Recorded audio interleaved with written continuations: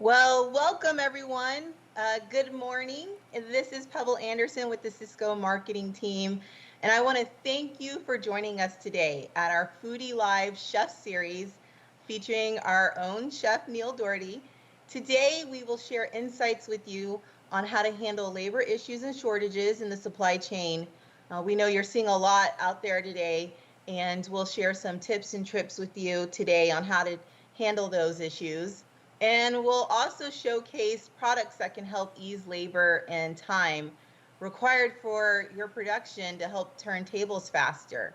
I'd like to welcome you to Foodie Live. Our Foodie Live Chef Series really is a time for us to help feature tips and tricks and trends that you can use in your kitchen every day. And our chef Neil here will go through many of those. We have an entire series for our Foodie Live for you, so you can go to ciscofoodie.com to check them out. And before we get started, I also like to point out a few links in different sections that you'll see on your screen here. On the sides, you'll see links to recipes. You can click on those recipe links to see those recipes, as well at the top of your screen as you look around. You'll see a direct link to Cisco Shop as you can get shopping there. And we'll talk a little bit later in the session today about our Foodie Solutions Toolkits. You'll see a link to our Foodie Solutions Toolkits, and you'll hear a little bit more about our Labor and Hiring Toolkit and our Summer Foodie Solutions Toolkit. Don't be alarmed, though, if you click on any of those links surrounding the screen here, it will pop you out to another separate screen on your computer, and you can just jump back into this screen here and be back in the session. And you should also, when you click on those links, still be able to continue to hear us. So welcome and good morning again, and thank you for joining us. And before I turn it over to Chef, I also want to say make sure you stay through the very end, because we have an exciting presentation, and we'll draw the winners' names for some great culinary knives that we have to give away. So make sure you stay till the very end so you can see if your name is going to be on that winning list. So Chef Neil, why don't you show us all about those knives and get people excited for staying on to hear if they're going to be a winner or not. Well, I'm just as excited about the box as I am the knife. This is an absolutely beautiful knife. Cisco branded. Blade is super sharp. It comes in a gorgeous box. And we're going to be giving away 10 of these at the end. So stay tuned. And hopefully you're one of the winners. That sounds good to me. So Chef, what do you have to show us today in helping with some of the labor and shortage issues that we're seeing? So we're going to go through a kind of a market basket of items that are that I feel that are good labor savers in this particular market. And you should reach out to the chefs and the business review and resources people at each of your sites that you work with. And they'll have them for your markets also. We're going to look at a lot of supply chain shortages. We're going to hit on why the shortages, and we're going to give you some solutions for them. So what we should start off with is supply chain shortages. So as COVID restrictions lifted across the country, everybody was super excited. Everybody wanted to get back to normal. Let's get out there and let's eat and have fun, right? But with that came huge challenges, because there's a massive strain on the supply chain, because everything was cut back because the supply and demand wasn't there for the last technically year and 2 months. So what's happened is manufacturing has not got back to speed and to inventory that it needs to go with this massive resurgence. So, it's going to be quite a while before we get back to where we have a good balance. And there's certain areas in particular that are getting hit hard. So I was talking to some salespeople yesterday to really find out how much this is happening. And here's a little cliche: can ketchup catch up? So what's happening with the PC market is that during COVID, to go and curbside, etc., just took off, and it was actually 50% higher in demand than it had been the year prior. So we tore through, technically, the PC package inventory. And what happened was the manufacturers had to really amp up and run those lines non-stop. Well, what happened was they didn't have time to break down the lines, to clean them, to do preventative maintenance, etc. And now we've come to the stage where they have to do that. So we're going to have a lull in the market. Also, there's some major issues with the availability of resin. So, it's the perfect storm. I hate to use that terminology, but there's so many things came together to put this shortage on us. Yeah, and Chef, I have to say I am guilty of being one of those people when I do go through takeout. My kids, they like to, stick their hand and get a whole grab full of PC packets. So what do you have, like some solutions for people like me that love to go and eat out, but we definitely need our condiments? That's great, but so here's the question. So I was at a very large chain yesterday just to find out, went through the drive-through, and I was offered one sauce condiment for my sandwich. Before they used to drop 2 or 3 in the bag. Now I was offered one. And you start to see some places asking, do you need ketchup? Do you need a condiment? And then there's also places that are asking you, do you need the cutlery? Are you taking this directly home? Because there's been a shortage there also. So the savvy operator is actually talking to their staff and telling them, ask the questions and don't just, and it's because they get those phone calls that complain. The one complaint that we didn't get enough of ketchup makes that person not want to deal with it again, so they just put their hand in the ketchup and just drop 4 or 5 in the bag. And that's just not going to happen with the shortages. So let's talk about the shortages. So PC packages are going to be really, really tight. So years ago, I used to do a little condiment deal, one of my operations. So I reached out, and we have on Supplies on the Fly little 2x2 Ziploc bags. These are perfect because what you can do with these is you can pump the ketchup in them, and it actually, when it's full, is 0.5 ounces, right? Half an ounce. Whereas a PC is only 9 grams. So you're actually giving more, and it's costing you less.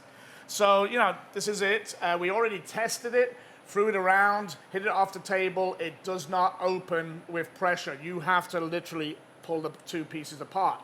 So that's a very inexpensive way of doing it. Talking about resin and items like that, there's going to be a problem with resin. So these portion cups that we're so used to using and the lids are going to become very, very tight.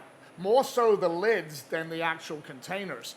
So what we're saying is, if you go to this Ziploc style for your to-go and then use the paper style cup, this is perfect. So you're using the paper style cup to do your, in-house ketchup, and a lot of places do this already, but we all got in the habit of using the black cup because it looked more like a ramekin. But right now with shortages, this is probably a really smart move. Then what we did was we went out ahead and we actually partnered up with Red Gold, and we actually got these cups, and we have an abundance of these available. It's by Red Gold. It's a ketchup. You're actually getting more product. It's 1 ounce. So really, technically, a customer only needs one of these. It's called Folds of Honor. And the beauty of this, very near to my heart, is Red Gold will give a percentage of the sale to charity that is for educational support to the children and spouses of fallen heroes and disabled veterans. So this has a wonderful story to it. Folds of Honor. Labor Day might be a little too, Memorial Day might be a little too late, but we have the 4th of July coming up. But also, this is an everyday item, because the more of these you put out, the more money that will go to our disabled vets. So that's the ketchup story. Great. Yeah, that is a great story, especially with an item that many of your customers will see, right? with the folds of honor on the ketchup. Yeah, and also it's also not only going to be good for your customers and the fact that it's going to Fallen Heroes, but also it's a way of you covering your portion PC packaging problems, right? So I think we got you covered both ways on that. So we'll move along to the other great item, once again, with the condiments, is chicken wings. Major problem, I actually have a local place we go on Thursday, and I was sitting at the bar, and the bartender's telling everybody we don't have wings, we're out of wings, and I'm kind of, cringing in my chair. But let's really realize why that's happening. There's not enough of labor to break down the chickens. The chickens are not the problem, it's the labor to break down the chickens. We just don't have enough of people to do that. We've got processing plants closures because of COVID outbreaks, and obviously we all know that it's 10 to 14 days when you have an outbreak, and if you have it during one of your production runs, it's technically everybody in that production run, right? And then, of course, what really hit us was a lot of these chicken production facilities and growing areas are in the south, and we had that massive inclement weather, right? That ice storm and massive freezes that just wreaked havoc down here, and so that put another mass, shortage of product actually came out of that one. So, right now the supply does not meet the demand. So, what we looked at was a couple of items that you could use in a bar and menu to kind of alleviate a little bit of the push on the wing itself. So what I did here was I did a play on a chicken fried rib and served it the same way I would serve my wings, with my French fries, with my carrots and celery, and my dipping sauces, obviously, in my paper cup. We had the little pork wings with the nice bones in them. Once again, people love chicken wings because they're pushing them off the bone, they're eating them off the bone. It's that kind of hand item, and both of these have bones in them, so he's playing back into that game. And then last but not least, my other favorite one is, to be quite honest with you, this is the Tyson boneless thigh. Number one, thigh to me is a better flavor, but I love the way they look. They don't look like a nugget. They've got a wing look to them, so it's not a square or something like that. And once again, these ones were just tossed in a spicy buffalo sauce. Boneless wings have always been doing well. There's a little bit of pressure on boneless wings right now, but this boneless thigh meat is absolutely fabulous. So they're kind of just a couple of things, Pebble, on those two particular areas. So those are then perfect what I see, Chef.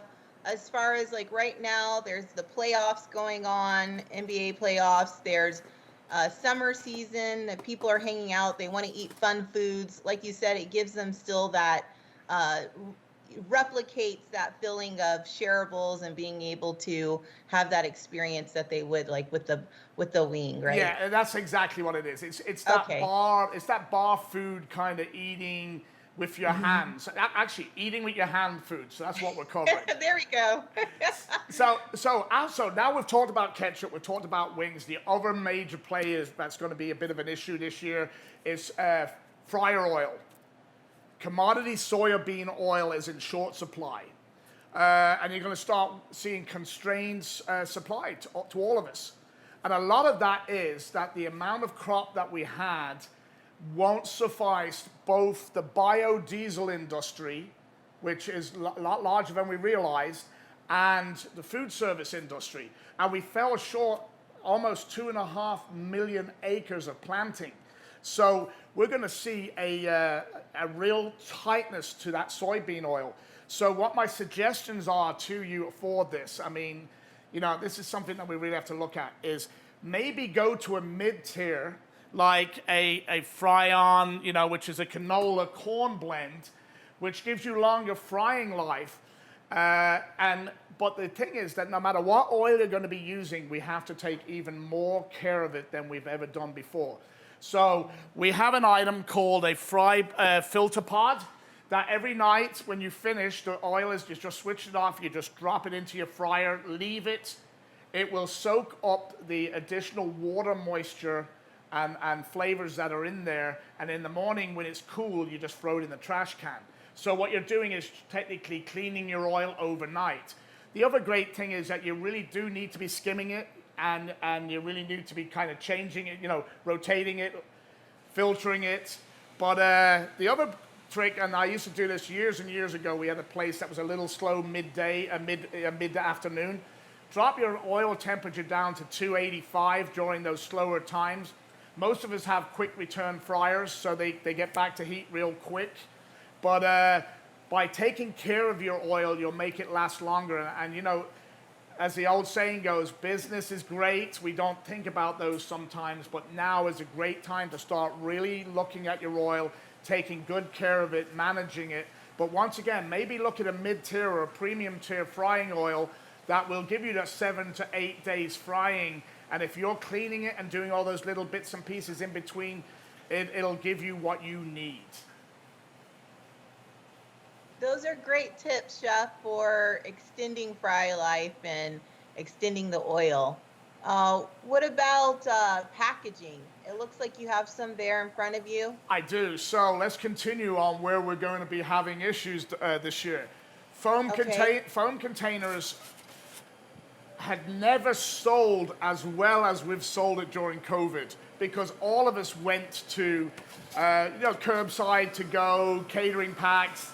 And we all know it's an inexpensive item and it works great, right? The problem is, once again, I talked about resin earlier for the tops of the containers. We are having a resin shortage, and this supply is going to shrink drastically. So you really need to start looking at some other items right now. I have two in front of me. I have a pulp, earth-friendly product. And what's really good about this is, though, it can be put in the microwave. This can't. So you're actually doing your customer a little bit of a favor on the reheat on that. And then we have a mineral-filled polypropylene. Once again, another earth-friendly item. This one actually fantastic for liquids or more wet items, but it's something to seriously think about now. And then my favorite is obviously the cardboard, wax-lined little containers. I love those, but really you probably need to think about a contingency plan now, because this is going to be really, really short supply. Okay, and you mentioned that they're earth-friendly. We have an Earth Plus brand as well, don't we? And both of these are Earth Plus Pebble.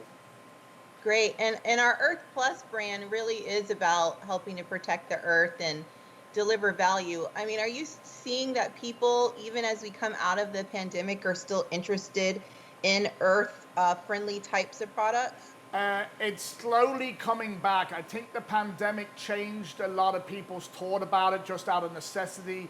And to be quite honest, we needed to make margin, right? We needed to be able to keep alive. I think as we come out, post-pandemic, I think that we'll all get back into that. But right now, the industry is trying to, get back, make margin, and become profitable once again. So the issue was that so many people went to the less expensive, and we've just drained the supply, and with the resin shortage, it's going to really, really make it tight. So be quite honest, you need to look at some items. And if you're going to do it, you might as well do a Nod. It is 1 times more expensive than the styrofoam, but it's going to be what's available. And the beauty of this is it will take the heat of the microwave. So it's definitely something to think about. That's great. Again, after I go through the drive-through line and to go, I'm one of those people that likes to warm it up the next day. So me too, and I learned my lesson with a styrofoam container. I should have known better. I put it in there, and it was a disaster. So sometimes we forget. We conveniently forget what we know, right? Yeah, we do. Well, now, Chef, great for taking us through all of those solutions. With so many of the issues that we're facing right now. I heard that you have like a top 10 list or a top 10 plus Uh, list? yeah, I went a little bit more. I just wanted to look at some items that, technically I would use when I was in the operation. I look at items, and I know people always ask me, Neil, would you use it? So I picked some items that I thought that were very good to help in speed scratch, to be able to give me, what I need to do in this present labor, problem, and with inflation. So I'm looking at items that maybe if I was regularly doing an 8 ounce, can I do a 5.3? Or can I put a more value added item and just say, hey, I'm going to use a grass-fed versus a regular burger. Can I get an extra 25, 30, 40 cents for putting that out there? So I'm going to go through 4 items that I technically had right here in my kitchen after doing some testing and fell in love with. And all through the pandemic, I've been working at researching the products that we sell, looking at them from a quality standpoint and usability. So the first item I've got it's one of my favorite, has been for years, even before I joined Cisco. This is the Orizio Basil Pesto.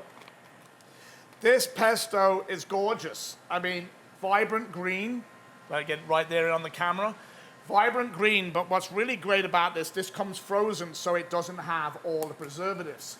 So it comes frozen, I slack it out as I need it. And what's beautiful is it doesn't have any nuts in it. So the big issue is nut allergies, so I don't have to worry about it. If people want the pine nuts, I can toast them and toss it in and tell them, it can be an alternative. I can say, do you, with nuts or without?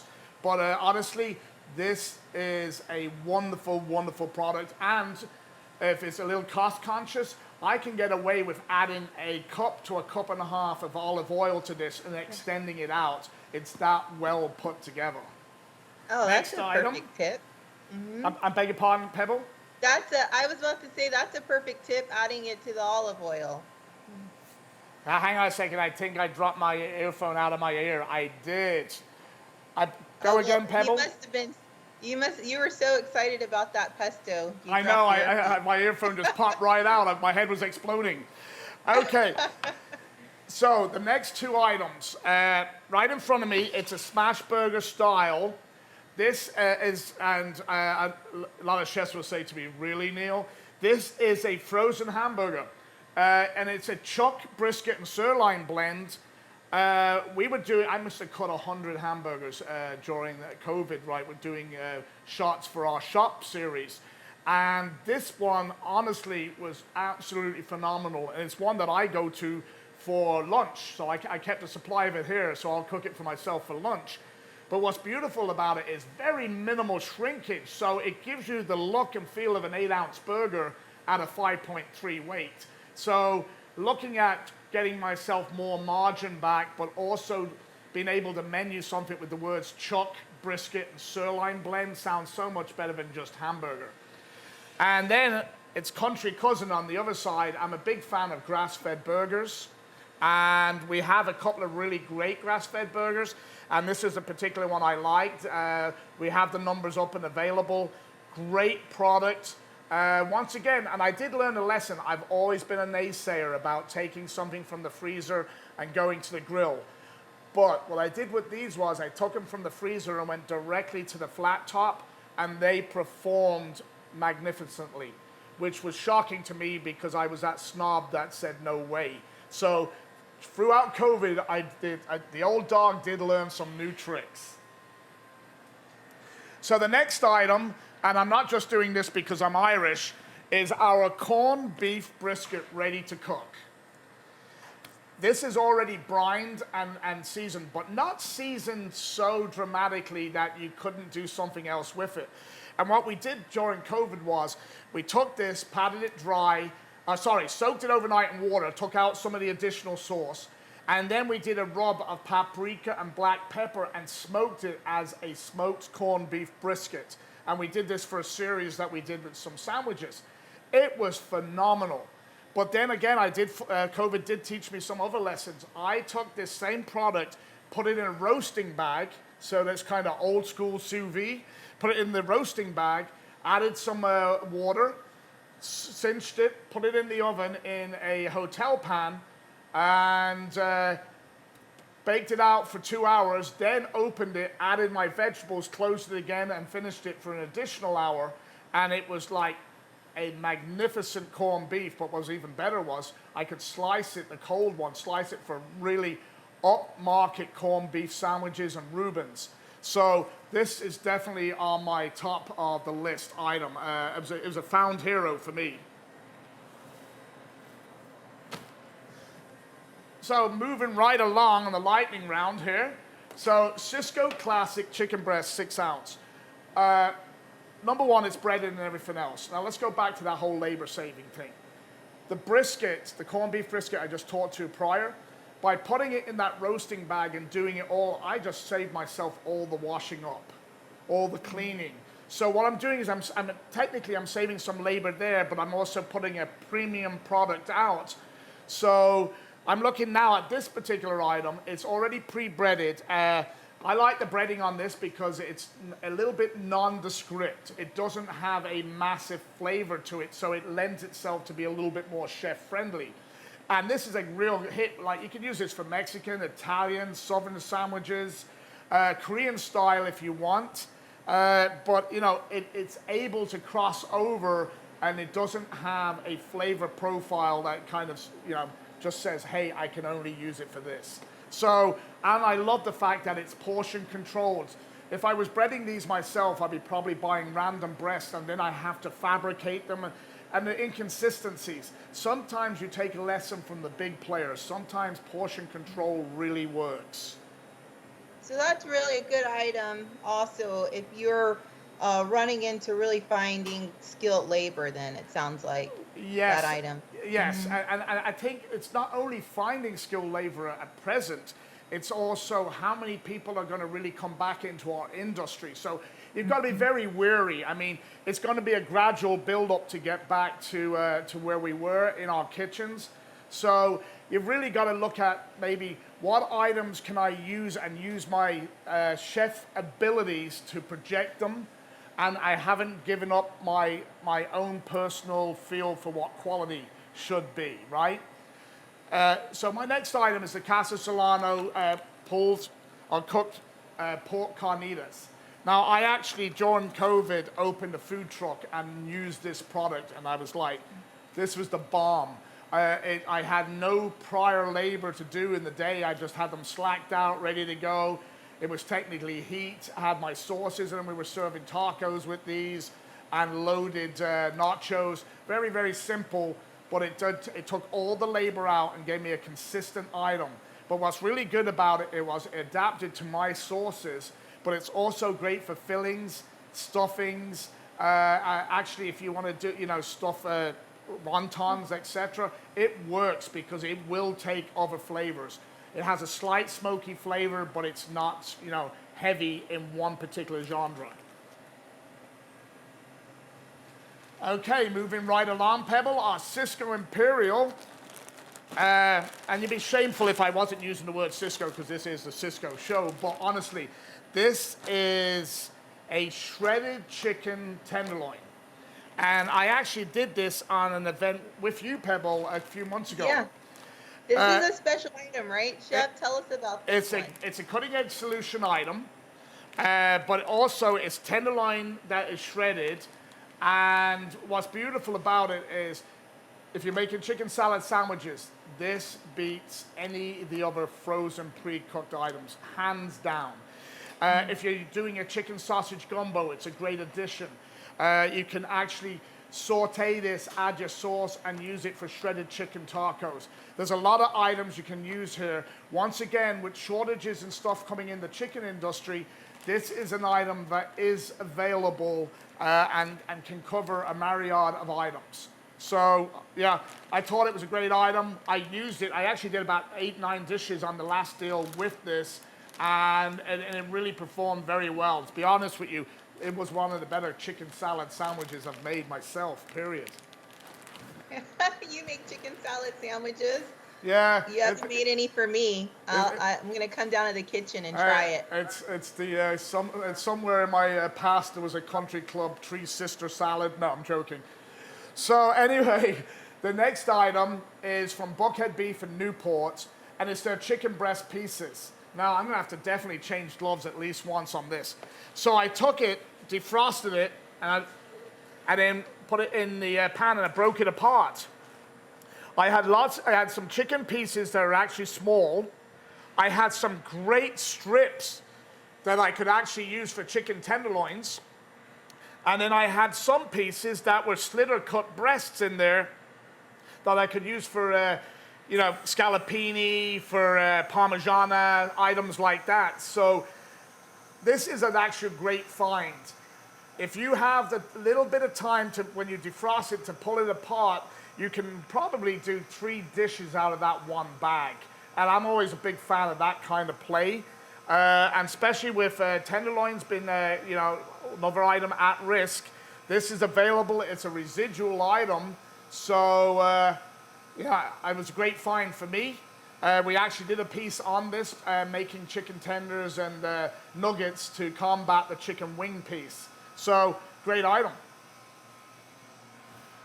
I'm going to have to shed my gloves on that one. Okay, next one is our Rizzio Classic Meatballs. And everybody's eyes just went up and go, meatballs, really, Neil?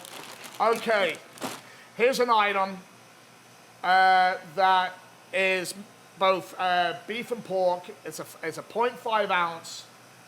We were doing some feeding during COVID, and I needed items to help me change out the menu with no labor, technically. It was just me and one other person. And we found that this flavor profile here is Italian style, but it's not really in-your-face Italian. So it's kind of cool. So we actually did some Asian applications with this, Mexican. It was easy.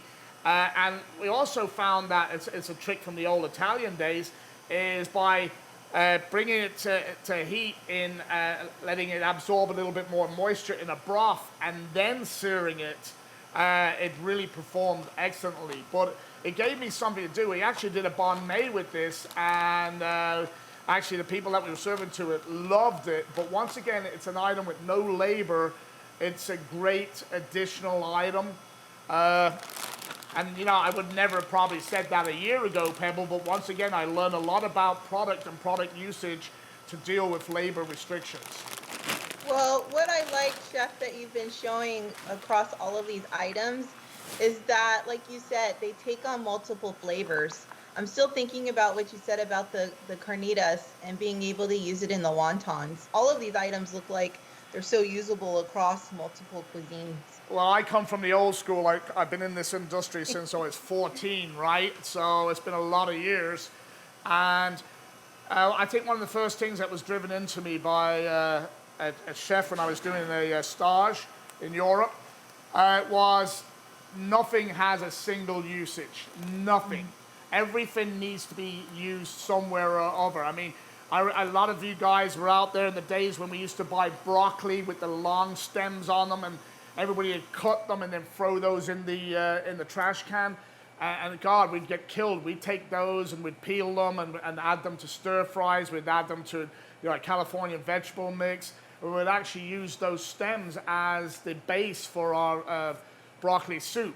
So, it's always good to be frugal, and I think one thing that COVID's going to teach us is to be a little bit more frugal and a little bit more, look into, what else can I get out of it. But once again, if I'm bringing it in, I need to have multiple usages for it, and does it help me in my labor situation? So, that's why I looked at a lot of these items. The next item up is obviously sous vide has been fantastic for a lot of us, but also short ribs. They're on every menu, and now that people are back out, people want short ribs. I found this particular item. It's a Carver Craft certified Angus, and it's a sous vide short ribs.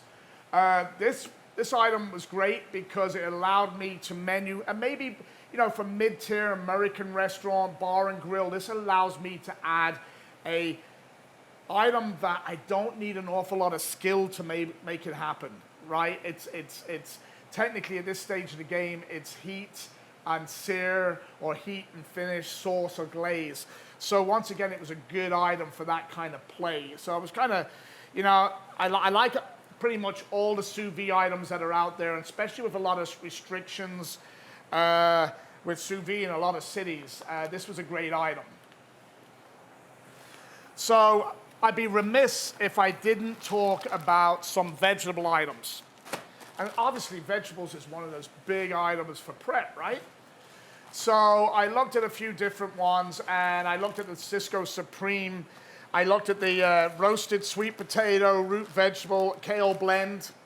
And then I also looked at the chipotle lime with the red quinoa. I know I said quinoa, but quinoa is still on track. I think the only thing we talked about for a year was quinoa, right? But it's on track. But the beautiful thing about this particular one, it's great for a kind of almost like a play on a risotto, a play on a pilaf, an addition to a soup. But I hate the word frozen vegetables. It was kind of, when we were training as commies, really wasn't frozen vegetables outside of chopped spinach in the kitchen. I always look at it blanched vegetables. So I take my vegetables and I usually put them on a sheet pan overnight, and like a perforated pan so I can take off any extra moisture, and then I use them in the same way that I would use a blanched product. And I think the root vegetable one is perfect for adding to stews, etc. But what's really cool, I guess a lot of people used this years ago, the Bon d'Huile product. Well, we also have our Cisco Supreme haricot vert. Once again, this is a phenomenal item. I've used this in mass catering, but once again, I would defrost this, or should I say thaw it overnight, perforated pans to take off the additional moisture. And then what I would do is I would just saute these the next day with my seasoning, olive oil or butter, bacon, whatever you're going to put in, but just a quick saute, 1, 2, 3, and I've got a beautiful item. It's also good in bean salads. But this honestly, because you do blanch your haricot vert. And so I always looked at it as, forget about using the word frozen. I like the word blanched, previously blanched for me. So these are kind of, I love these kind of items. I was looking at, don't forget, we sell a large variety of people, and the people that I'm talking to right now on the camera, not all of this is for you. Maybe one of them, or two of them, or maybe three of them might be for you. But we sell such a range of customers that something here should fit into pretty much everybody's basket. Well, Chef, that's great. What else do you have to share? Any more? That's it. I think I'm over to you now for a couple of minutes. Okay, I was about to say, you said you started at 14 in the industry, so you've learned a lot in just 10 years. I did. Cheers. Well, I want to tell our friends here about our toolkits. I mentioned our Foodie Solutions toolkits a little bit earlier, and I'll start with our labor and hiring toolkit. Many of the tips that you mentioned today are featured in our Foodie Solutions labor and hiring toolkit, and even some of the products. So I know you talked about and showed the chicken tenderloin, shredded tenderloin product. That's featured in our labor and hiring toolkit, as well as other tips for server training, how to advertise for labor, and then also talks a little bit about our marketing services team and the support that they can provide our customers. So again, really want our friends here to check out our labor and hiring toolkit. And then in addition, we have our summer Foodie Solutions toolkit. It's a beautiful toolkit from our marketing team that again features many of the tips that Chef went through here today, as well as an entire selection around, I know we talked about to go, but an entire selection around alcohol to go. I know it varies across states, and so you want to check out what your state regulations are, but we have some tips in our summer Foodie Solutions toolkit to do that, as well as we talked about fun foods, right? Everybody during the summer, things are opening back up. We're seeing people head back out. They want to celebrate, have fun at the pool. Maybe they're still doing staycations, but maybe they're still traveling. And so our Summer Foodie Solutions Toolkit really dives deep into some tips there. So I think we have a quick video, Chef, that we want to show about our Summer Foodie Solutions Toolkit and our labor and hiring. So we'll roll that video now, and then we'll be back in just a few short seconds.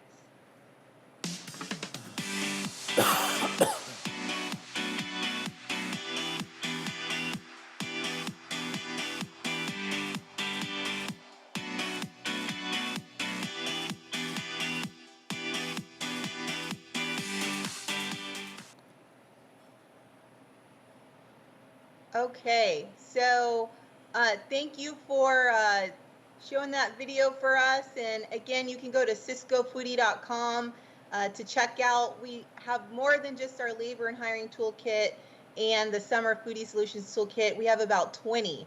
So many of the needs that you have right now, you can find in our toolkits. And then Chef, actually, as we've gone through many of the items, some questions have come in. So are you ready for questions from the team?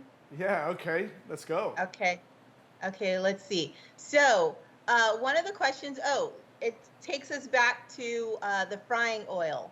So I know you mentioned we really want to be taking care of oil right now and extending the oil life.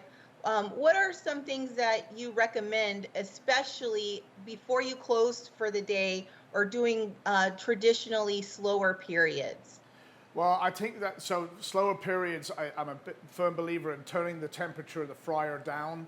It helps the life of the oil last much, much longer. And by bringing it down to 285, 275, if you get a rush or all of a sudden you get people coming into the dining room, you can turn it back to the 350 and it will respond really quick. Versus the old days, some people used to switch it off entirely, and then you're standing around waiting for it to regenerate its heat. So that is number one, is drop down the temperature of your oil in slow use times. It will really, really extend your oil. And totally skimming it. We used to always have spiders beside our fryers and to continually keep skimming. And at the end of the shift, or should I say at the beginning of the shift, most oils can now be cold filtered. And it's as easy as putting it through a coffee strainer and a china cap, old school.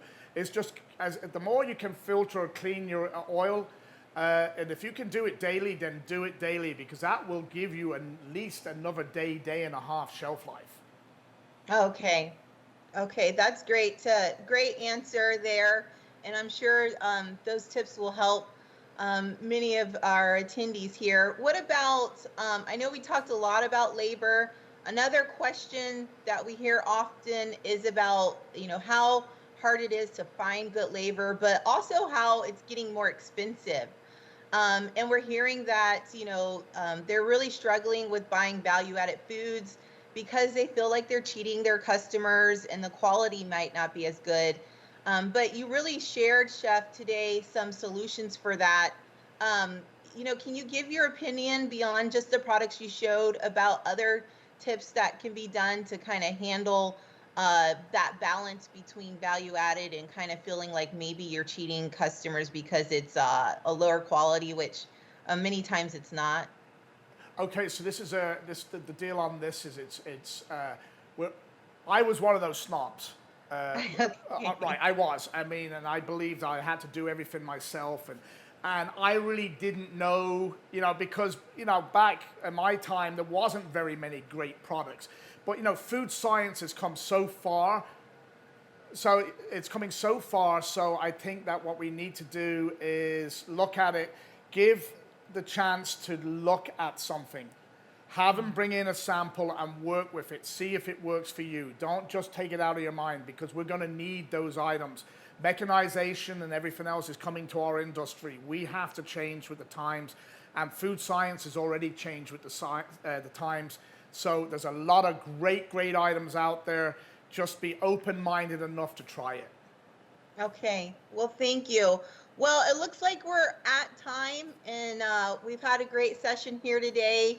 Uh, all of the winners, if you remember, Chef talked about the knife at the beginning, and I said, hang with us. That's a great post, Chef.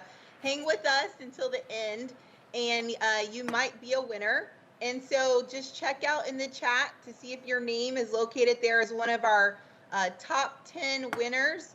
And we will be in contact with you very soon for shipping out your knife to you. So we want to thank everybody for attending today. Again, check out our Foodie Life series featuring Chef Neil, and we might have some other guests join us. But again, thank you so much for joining us. And Chef, I'll leave it to you for a final comment. So I just want to thank everybody out there in the audience for taking the time to watch. Hopefully this helps. But remember, in your marketplace, we have chefs and we have specialists that can help you solve these situations, or at least bring products for you to test and try against what you're currently doing. Also, look at our menu services. They do a great job on the menu rewrites, and if you need to increase margin and prices, it's the time to do it now. Thank you very much. Cheers.